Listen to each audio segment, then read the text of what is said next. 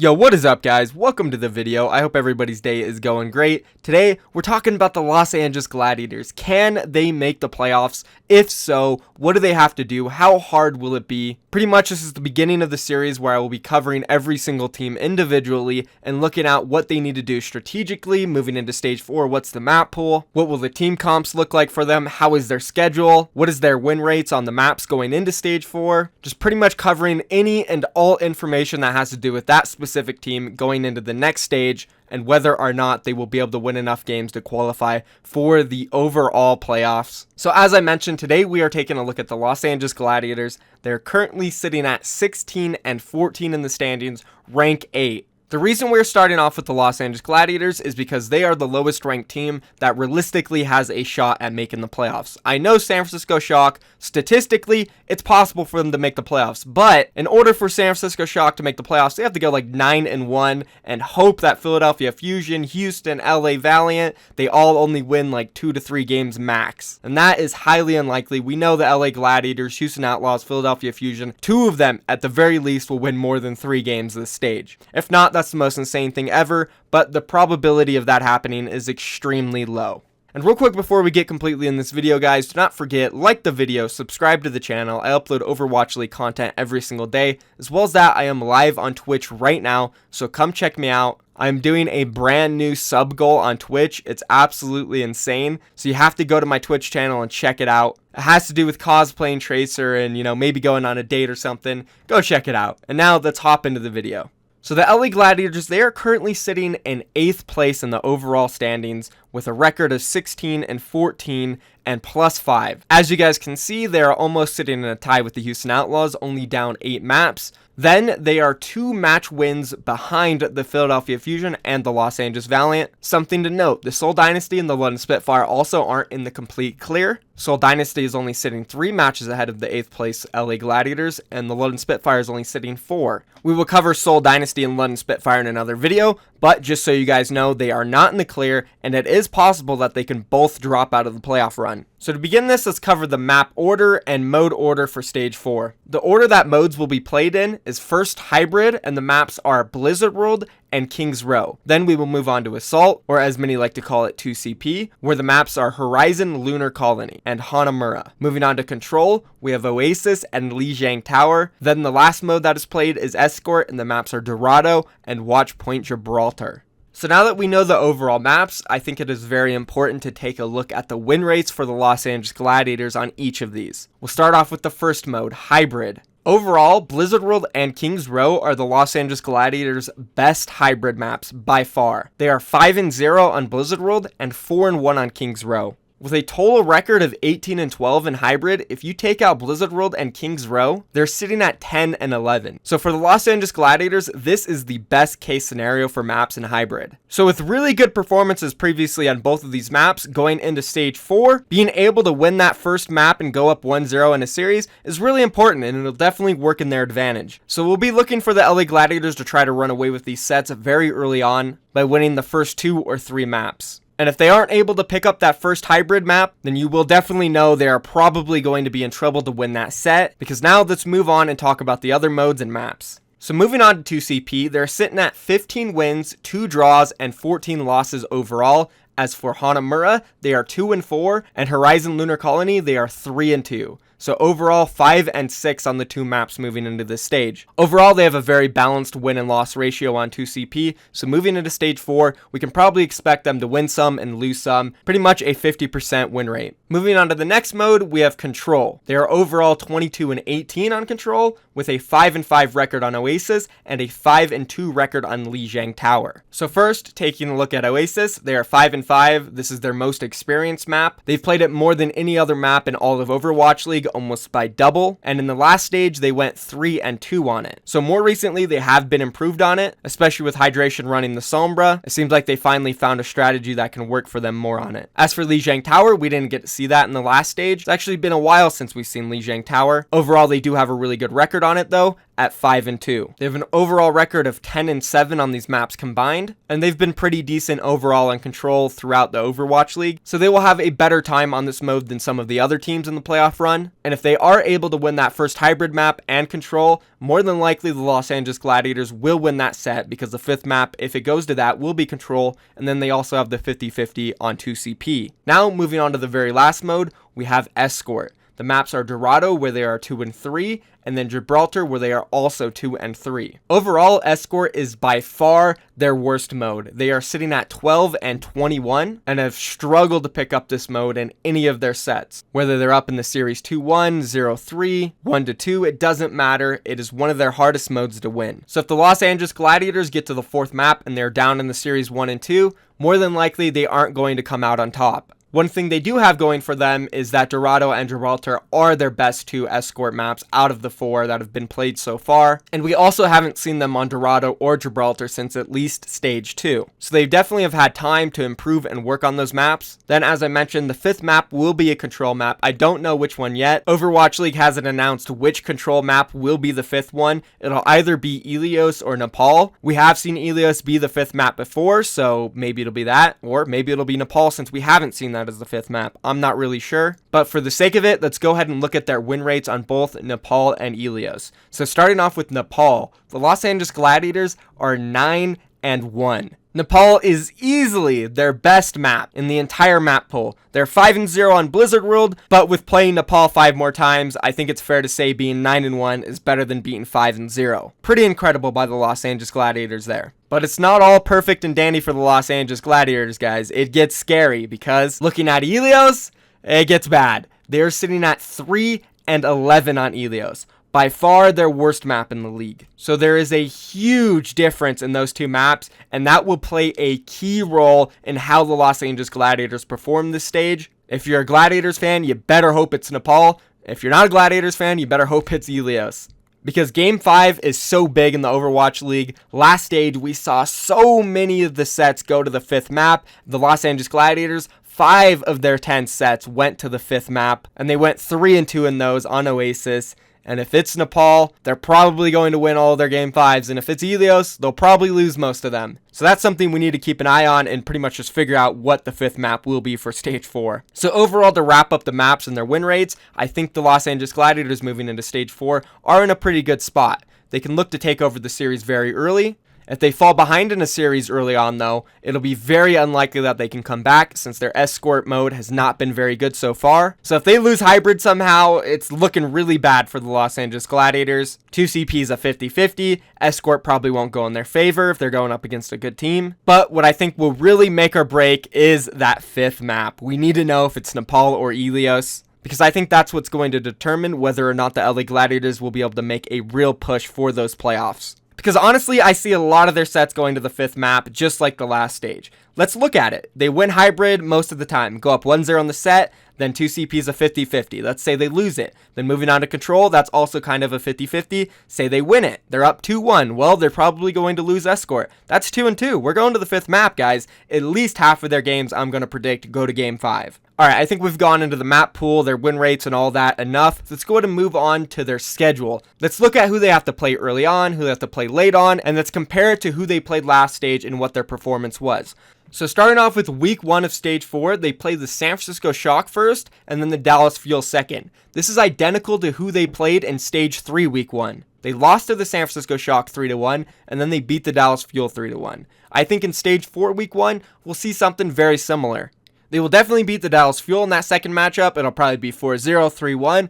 But for that San Francisco Shock match, it's going to be very close. Let's take a look at the maps they have to play in this. In the first one, we have Blizzard World. So LA Gladiators, they'll more than likely win Blizzard World, going up 1-0 in the set. Moving on to the second map, it's 2CP, and we have Horizon Lunar Colony. This is going to be a 50-50, and it will really dictate which direction this set goes in. If the LA Gladiators are able to pick it up, they are in a really good spot, because the next map is Lijiang Tower, and that will give them an opportunity to close the set out there. If they can't close it out there, then they'll probably go to Escort, lose that, and then they'll be able to close it out in the 5th map. So they'll have more than one chance to win it. And because of that, I think the LA Gladiators will win this against the San Francisco Shock, going 2-0 in their week 1. Moving on to stage 4 week 2, it is completely different from their stage 3 week 2, where they played the Shanghai Dragons and Seoul Dynasty. Now they will be taking on the Houston Outlaws and the Florida Mayhem. This Outlaws match is going to be absolutely massive. This is probably going to be the game that determines whether Houston or the LA Gladiators will be able to make a run for the playoffs, because they are both sitting at the same overall record, 16-14, which is 2 maps behind Philadelphia Fusion and the LA Valiant, 18-12.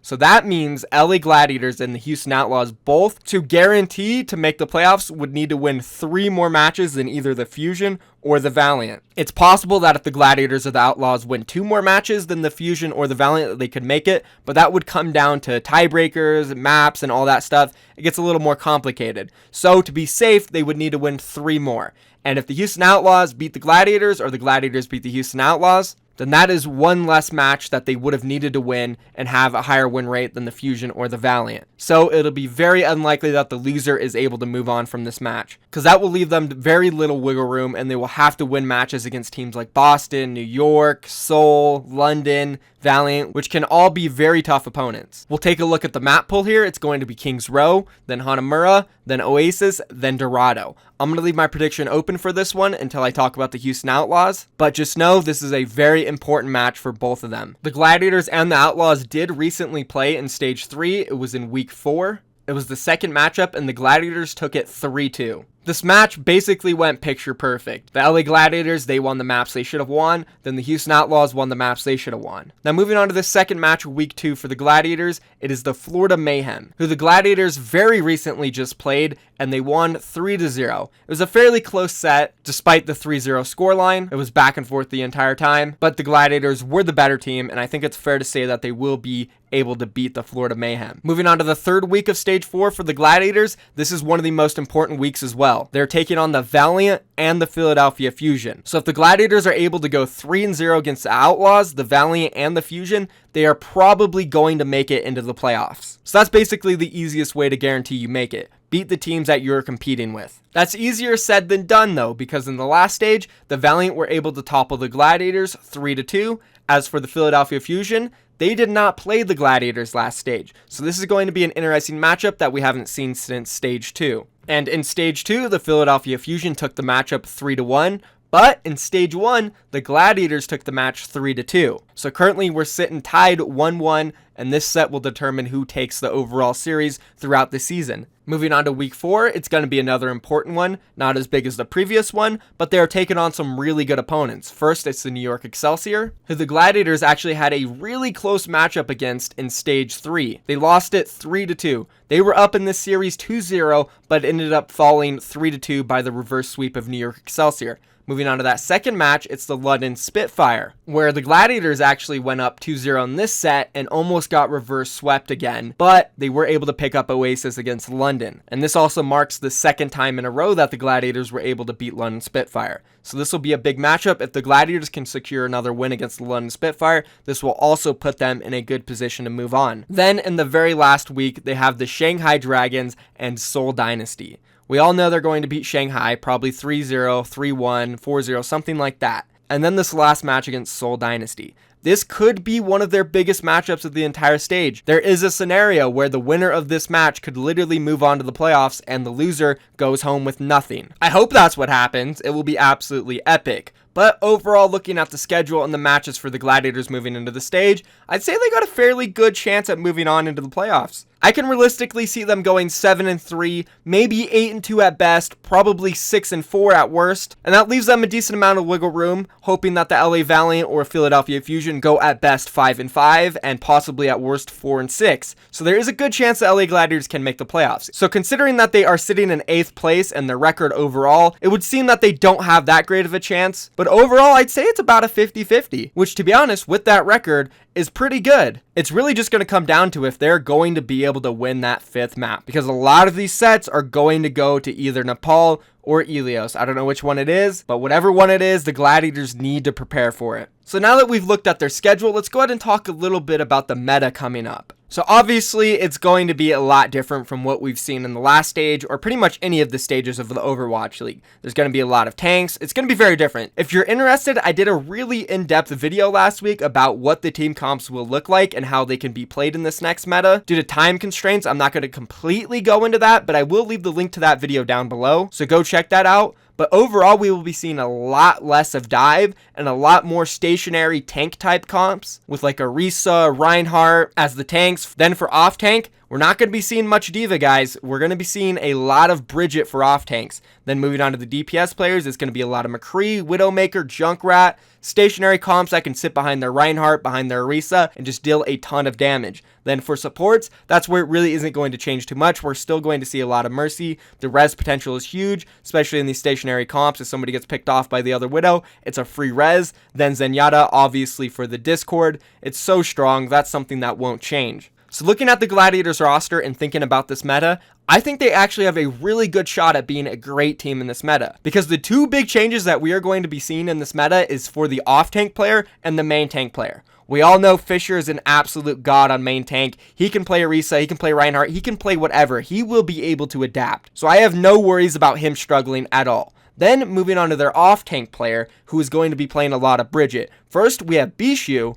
And then we also have somebody in the back who a lot of you guys have probably forgot about, Void. And why this is so good is because if Bishu, for some reason, who is their starter right now, cannot pick up that Bridget, we have Void who can possibly come in and be really good at it. And then if Void struggles at it, then there is even a player like Hydration who can possibly step into the starting lineup if they really need someone who can play that Bridget at a high level. Hydration is very flexible, and he has shown he can play a wide variety of heroes. So this position will definitely be filled for the Gladiators, whether it's Bishu, Void, or Hydration, or anybody else on the team, they will be fine. And this is where some of the other teams might struggle, because they don't have multiple off-tanks on their team, they only have one, and then they don't have flexible DPS players that can possibly play it as well. So we potentially could see some teams who only have one off tank moving into stage 4 struggle to adapt moving over to Bridget, because honestly it's going to be a completely different play style, and for players that have been playing Diva their entire careers, or at least for the past year non-stop, it could be tough all of a sudden to adapt within a few weeks. And I think this is where the Los Angeles Gladiators won't struggle much at all. Because of those multiple players that can pick it up, I think they will have somebody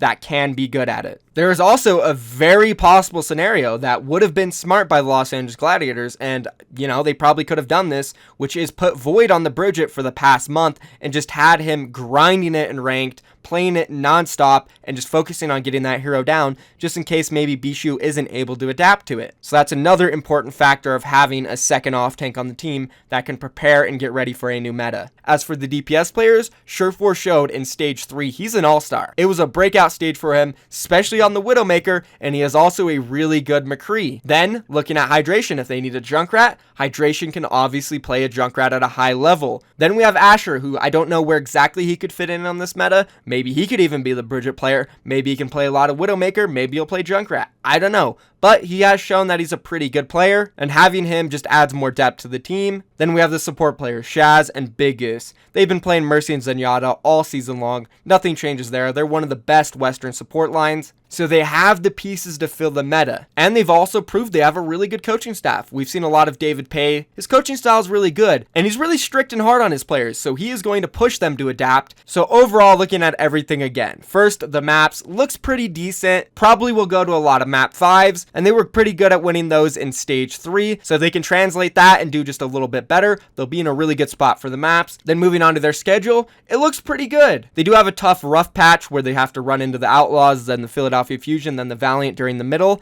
That will be hard, but if they can get past that, they'll be sitting pretty because this meta looks really good for them. I'd say they stack up better than most of the teams moving into the next meta. And knowing all of this, I think they do have a pretty decent chance going 7-3, possibly 8-2 at best, and 6-4 at worst in this next stage. We just gotta remember, they have those really big matches coming up against the Outlaws, Valiant, and Philadelphia Fusion, all back to back to back. So that's going to be hard for the Gladiators to prepare for, but it's possible. I'm not going to make my predictions on it yet. I will talk more about it in the next video I do, which will be about the Houston Outlaws. Can they make the Overwatch League playoffs? What will they have to do? It'll basically be the same format as this video, so let me know down below if you guys enjoyed this or if there's anything you want me to change for the next video so I know and can make it better for you guys. Check out my stream. I am going to be live when this video is posted. Again, we have a new sub goal for the stream. It's absolutely hilarious. You guys are going to love it. Come check me out. Again, remember though, my streaming personality is all for fun, guys. I'm just messing around trying to have fun. Yesterday, we went something like 6-2 in the games. It was really awesome. We're sitting at like 4250. We're looking to get top 500 before the rank comes out. So come hang out, come watch if you want to laugh. And that's going to be it for this video, guys. Drop a like, subscribe. I'll see you later tonight or tomorrow